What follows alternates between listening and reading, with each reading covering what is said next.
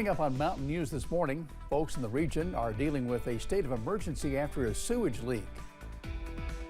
And business owners in southern Kentucky are picking up the pieces after walking in to see they were the victims of criminals.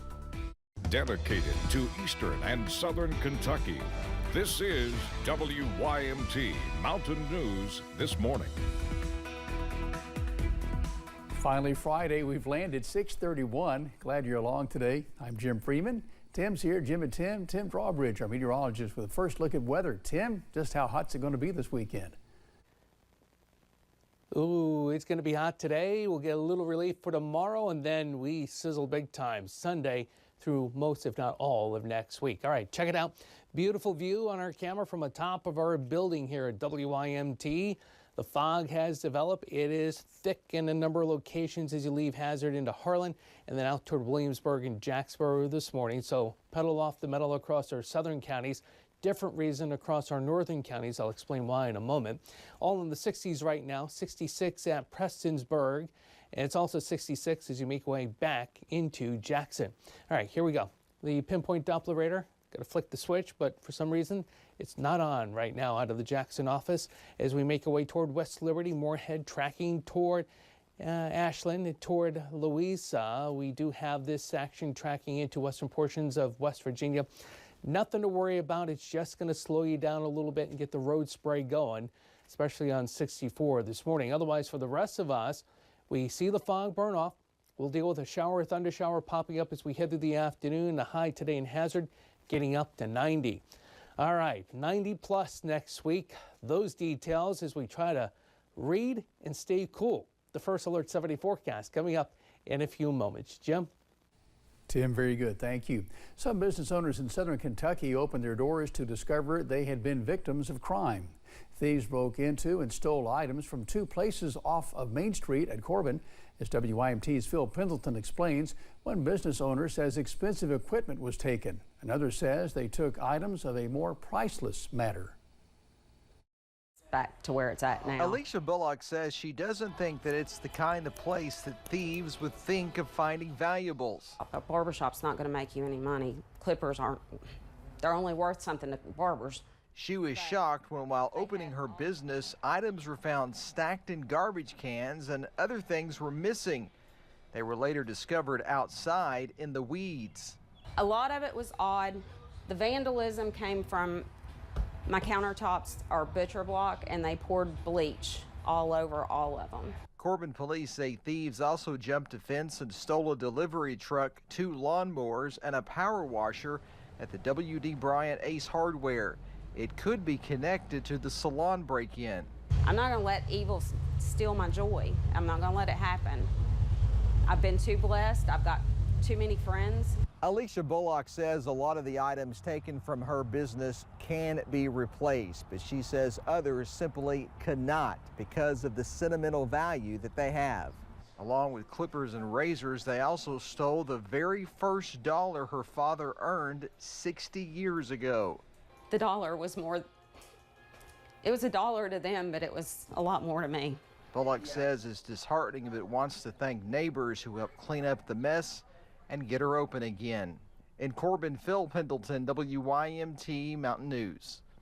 Corbin police are currently reviewing surveillance video from the hardware store, which shows a man wearing a black coat about the time of the thefts.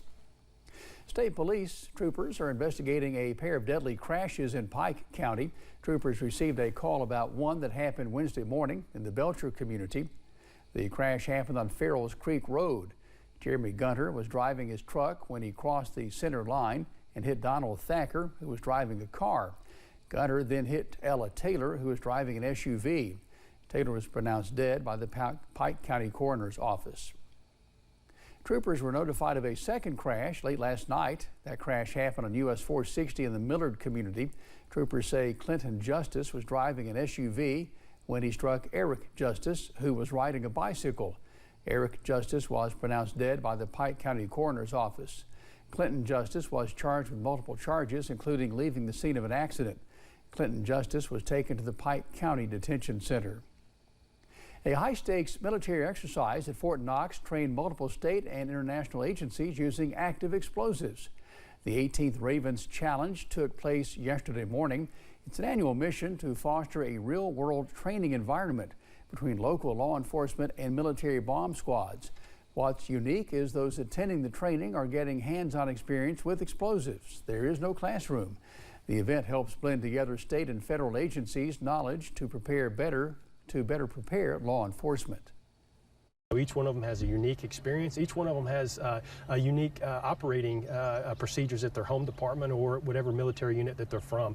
And so we are drawing from the expertise of our military partners, where things that they've seen overseas, and bringing those challenges to us here locally, and vice versa. We can share our experiences about really significant events that we have in our urban areas here in the United States. And so collectively, the end result is lots of experience being shared, lots of best practices being shared.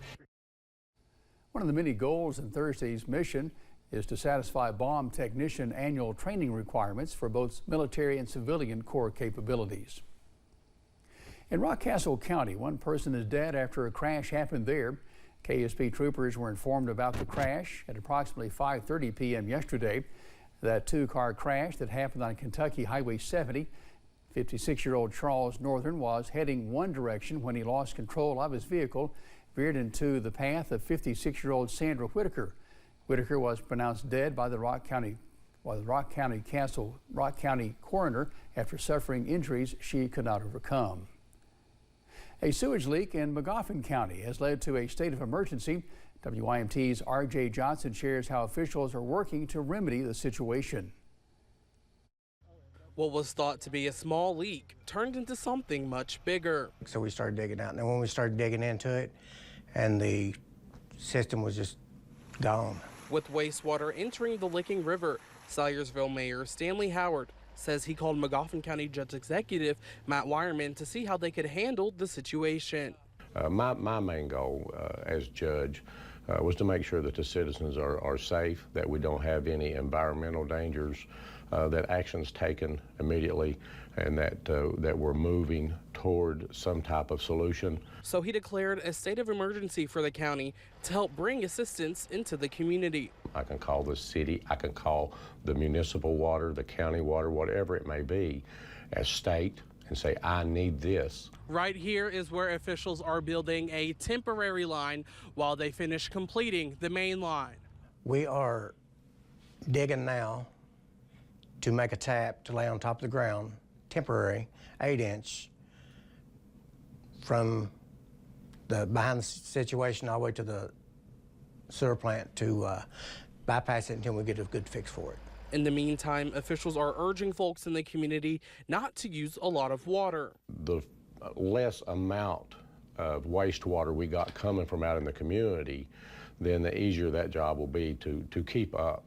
Because, you know, that's a pretty big task when you're pumping 3,300 gallons at a time in a system that runs 350,000 gallons a day. Wireman says that includes not flushing the toilet as often, taking shorter showers, and not using a dishwasher. In Salyersville, R.J. Johnson, WYMT Mountain News. Howard says the goal was to have the temporary line fully installed by Thursday evening. More than $8 million will be going toward a dozen projects across Kentucky to help improve community facilities. Part of the money will benefit two facilities in our area, $750,000 to the city of Wayland, which will be used for work at the Wayland Gym, and $351,000 going to the city of Corbin, which will be help to renovate the kitchen of a senior citizen center, the one on Barberville Street. We have more about this at WYMT.com.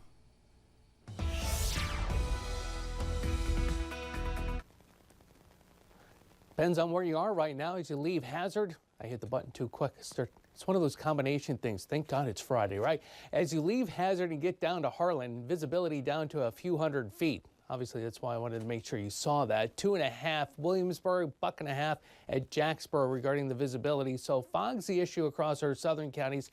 Showers to the north. We're at 64 at Moorhead and 66 at Prestonsburg. Right outside our door here in Hazard, we are at 61. All right, now the radar, and we're showing some showers right now. Moorhead coming into Morgan County, tracking toward Paintsville. This will continue to come into Ashland and track into western portions of West Virginia here as we make our way toward the top of the hour. Now, the travel weather forecast for today, reflecting for the rest of us a lot of sunshine after we burn the fog off, and the sunshine rolls on as we head through the afternoon. But as a cold front settles across the region, we all run the risk of seeing a shower or thunder shower late this afternoon into this evening. It's going to be a humid high of close to 90. A little relief, and then heat wave. Details with the Storm Tracker 7-day forecast coming up in a few moments. Jim? Thanks, Tim, and thanks for joining us this morning. Our time is 6:41. Still to come on Mountain News this morning. We'll give you an update on the G7 summit and the president's time in Europe.